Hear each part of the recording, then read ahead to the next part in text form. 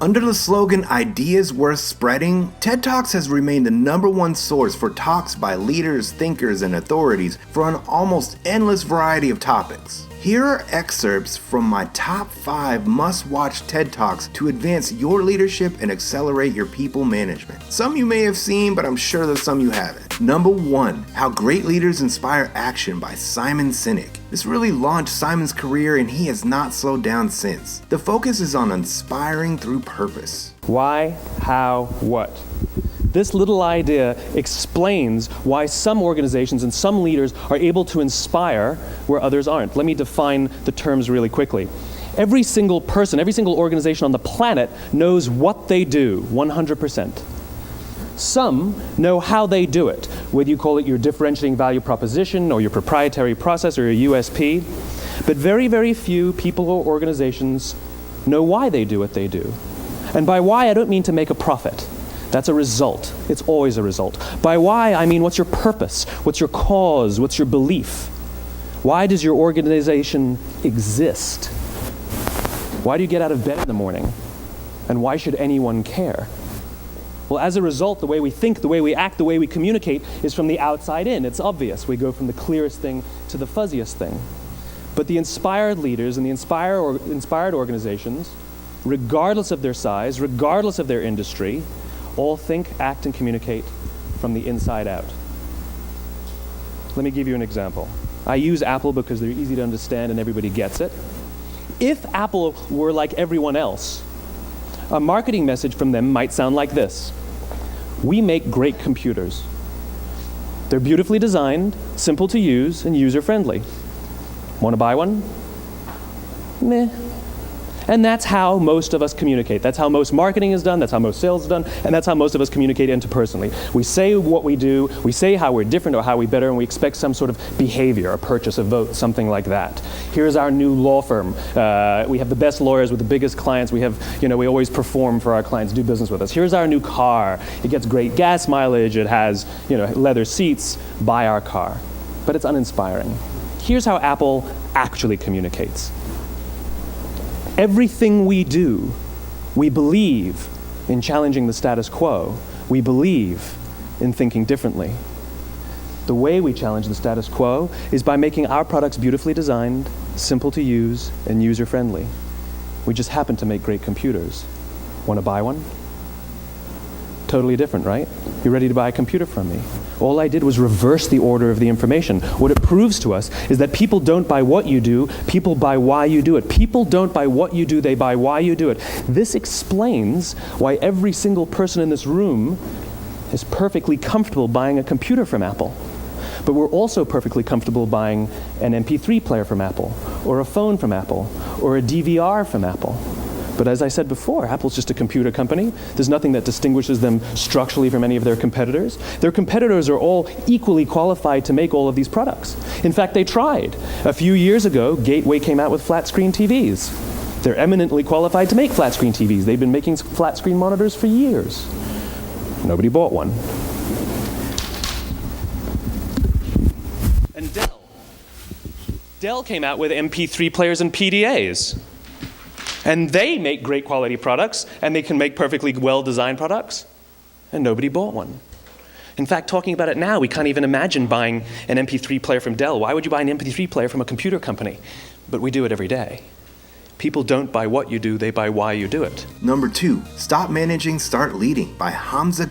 Hamza explores the differences in managing and leading. I will say this is still a hot topic, and for me, I think you need both leadership and management, but this video excellently explains some of the differences to consider. The old command and control mindset is not going to work anymore. The existing model doesn't make any sense. It does not make sense for creative agencies. It does not make sense for startups. It does not make sense for think tanks. It does not make sense for publications. It does not make sense for anywhere where the next generation is trying to do creative work, entrepreneurial work, or information-based work. And so why are we doing this? Well, because of tradition. And tradition is easy. Tradition is comforting. Tradition is ultimately limiting. It stifles innovation. It's doing things because that's the way it's always been done. But let me tell you, doing things because that's the way it's always been done is a horrible, horrible reason to continue doing anything. And so it behooves managers of the next generation to develop a focus on management with a distinctly theory Y approach. In order to understand and appreciate theory Y, you first have to understand and appreciate theory X. Theory X assumes a lot of things. It assumes that employees are lazy, that they avoid work, and that they actually dislike work. It's kind of like when your parents assigned you tasks or chores when you were younger, do the lawn, do the dishes, and you'd rather be doing other things. Theory Y assumes the complete opposite. Theory Y assumes that employees are ambitious, that they're self-motivated, that they exercise self-control, and that they actually enjoy their physical and mental duties. And that given the proper conditions, an employer operating within a Theory Y framework can actually help their employees achieve the most elusive part of Maslow's hierarchy of needs, that little point at the top of the triangle, self-actualization. But that's all given the proper conditions. So what do those proper conditions look like? Well, let me tell you about how I run my ships. I start from a place of 100% trust. I provide my teams with their areas of responsibility. They have their goals, they have their deadlines. And I assume that they're here for the right reason and that they want to work and that they will do good work. I provide them with space, physical and otherwise. Now, we have an office, yes. You're not physically expected to be there. You can work from the office, you can work from home, you can be in Bermuda with your shorts on for all I care. As long as work is getting done on time and to a high degree of quality, why is there any need for me to actually track your hours? It's dehumanizing, it's degrading. And I believe in co-creation. I believe in building things together. I simply am not going to assign you something and expect you to do it, let alone do a good job. I'd rather invest you emotionally in the process of producing whatever it is that we're producing. And then I believe in leadership. This is something I've resisted for a long time.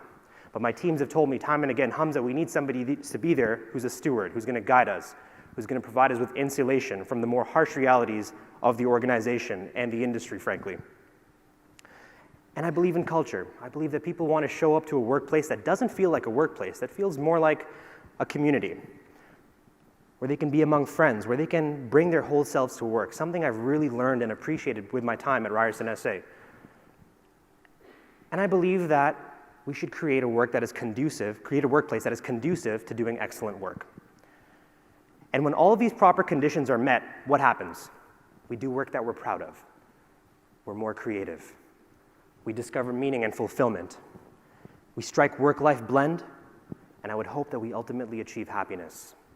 I'm optimistic about the next generation because not only can we break the cycle, I believe we will break the cycle of doing things the way they've always been done.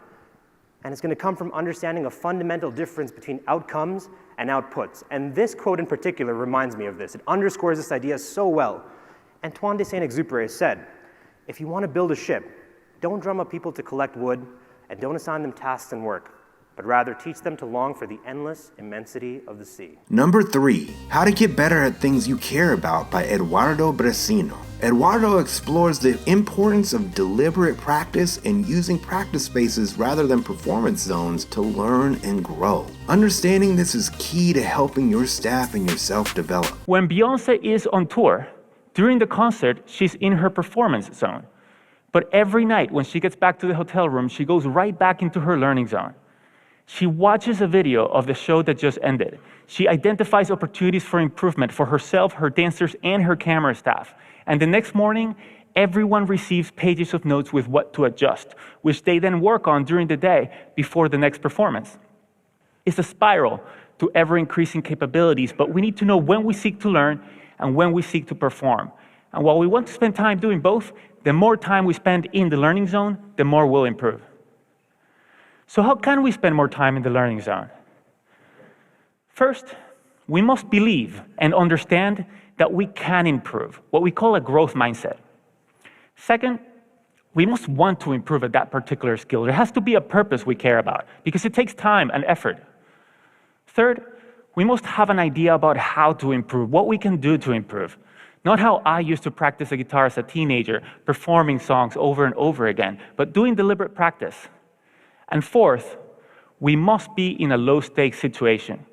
Because if mistakes are to be expected, then the consequence of making them must not be catastrophic or even very significant. A tightrope walker doesn't practice new tricks without a net underneath, and an athlete wouldn't set out to first try a new move during a championship match. One reason that in our lives we spend so much time in the performance zone is that our environments often are unnecessarily high stakes. We create social risks for one another, even in schools which are supposed to be all about learning, and I'm not talking about standardized tests. I mean that every minute of every day, many students in elementary school through colleges feel that if they make a mistake, others will think less of them. No wonder they're always stressed out and not taking the risks necessary for learning.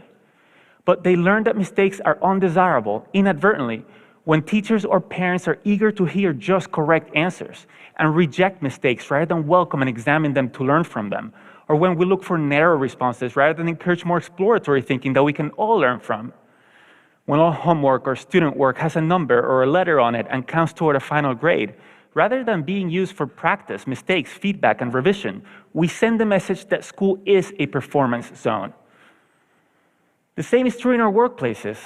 In the companies I consult with, I often see flawless execution cultures, which leaders foster to encourage great work, but it leads employees to stay within what they know and not try new things, so companies struggle to innovate and improve, and they fall behind. Number 4, Why It's Time to Forget the Pecking Order at Work by Margaret Hefferman. Margaret reinforces what highly successful companies already know, the need to focus on teams over superstars. All my life I've been told that the way we have to get ahead is to compete. Get into the right school, get into the right job, get to the top.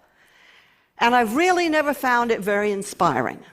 I've started and run businesses because invention is a joy, and because working alongside brilliant creative people is its own reward. And I've never really felt very motivated by pecking orders or by super chickens or by superstars. But for the past 50 years, we've run most organizations and some societies along the super chicken model. We've thought that success is achieved by picking the superstars, the brightest men or occasionally women in the room, and giving them all the resources and all the power. And the result has been just the same as in William Muir's experiment: aggression, dysfunction, and waste. If the only way the most productive can be successful is by suppressing the productivity of the rest, then we badly need to find a better way to work and a richer way to live.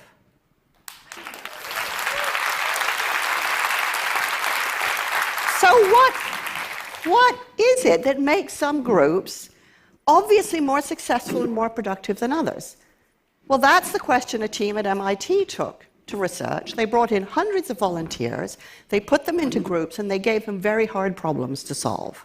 And what happened was exactly what you'd expect, that some groups were very much more successful than others. But what was really interesting was that the high-achieving groups were not those where they had one or two people with spectacularly high IQ, nor were the most successful groups the ones that had the highest aggregate IQ. Instead, they had three characteristics, the really successful teams. First of all, they showed high degrees of social sensitivity to each other. This is measured by something called the reading the mind in the eye test. It's broadly considered a test for empathy, and the groups that scored highly on this did better. Secondly, the successful groups gave roughly equal time to each other, so that no one voice dominated, but neither were there any passengers. And thirdly, the more successful groups had more women in them. Now, was this because women typically score more highly on the reading the mind in the eye test, so you're getting a doubling down on the empathy quotient? Or was it because they brought a more diverse perspective? We don't really know. But the striking thing about this experiment is that it showed what we know, which is some groups do better than others. But what's key to that is their social connectedness to each other. Number 5, Great Leadership Comes Down to Only 2 Rules by Peter Anderton. I truly feel Peter said it all in this video. Of course, there's more to learn, but this video is a must-see for anyone in leadership. Rule number 1 of leadership is that it's not about you. Or to misquote Bill Clinton, it's about the people, stupid. Everything starts here. Eleanor Roosevelt put it like this. She said, "A good leader can inspire people to have confidence in the leader. A great leader inspires people to have confidence in themselves." Why? Because they get rule number 1. And a leader, of course, is only a leader when they've got followers. So the temptation is to create more followers who need you for the answers that you can actually then provide. But of course, the best leaders don't create more followers, they create more leaders. They recognize that the idea of the hero flying in to save the day, solving all of the problems, answering everything, just doesn't make sense. The world is too complex for any one of us to have all of the answers. And there I was, with our problem child. I was everywhere, solving this problem, solving that problem, coming up with fabulous ideas, working all hours, convinced that I could sort it all out. And terrified that I would let the side down, terrified that I'd be some sort of failure. But I got it all wrong. Because at the end of the day, I didn't understand rule number 1. So the whole situation was unraveling around my ears. Because right then I thought it was all about me. In my head, it was my blood, my sweat, my tears, and my ego.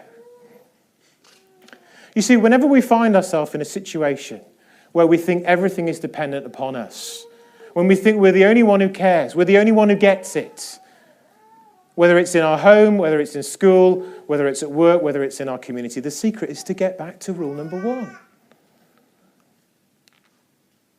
Robert Greenleaf in the 70s brought back the key to leadership with his model of servant leadership. He brought back rule number 1 loud and clear, but it was only part of the picture. The other key was still missing, and that key was rule number 2. So just before we come to rule number 2, we're going to check in with authentic leadership. It's not the only leadership theory doing the rounds at the moment, but it's the one that brings us to rule number 2.